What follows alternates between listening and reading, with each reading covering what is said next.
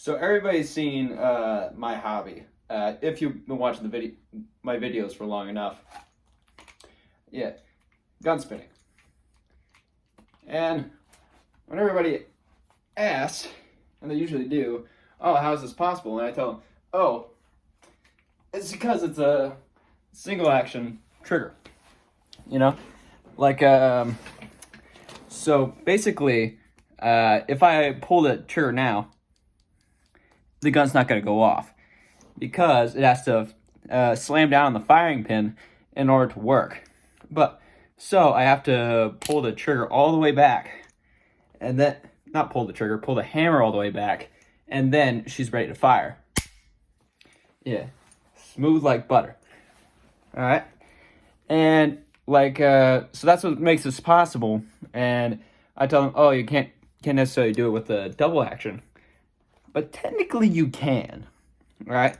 Because it takes a lot of force to, like, set off the firing pin. Like, you can't just, like, flick the back of this and have it go off. Yeah.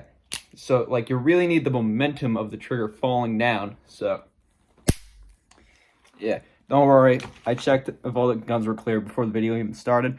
So, yeah. Yeah.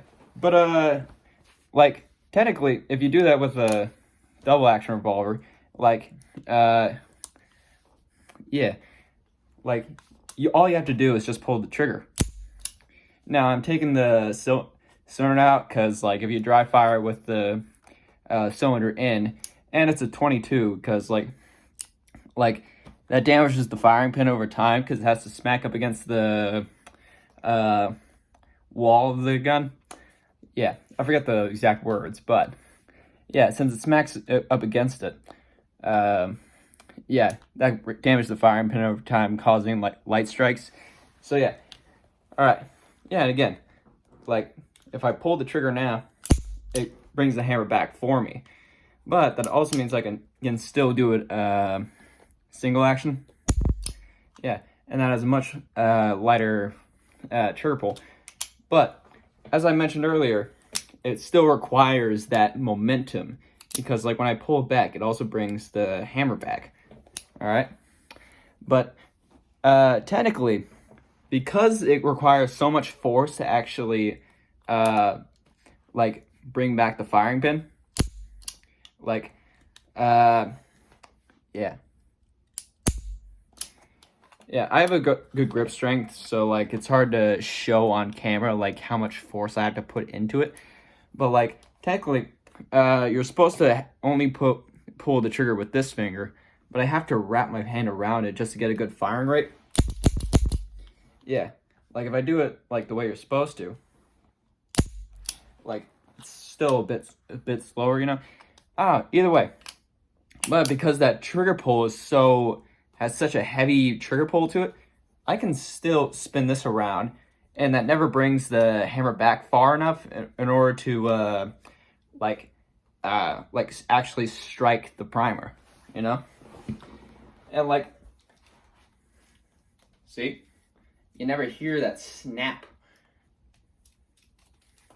And as a matter of fact, this is actually slightly easier, you know? Probably just because this gun is weighted better. Yeah, but here you go. Yeah. Anyways. And even it's because, like, and even when the hammer's pulled back, the trigger pull is still so heavy, and also like it's hard, like it doesn't necessarily have that much weight applied to it when it's all the way back here. I can still, and again, this has been checked if it's empty.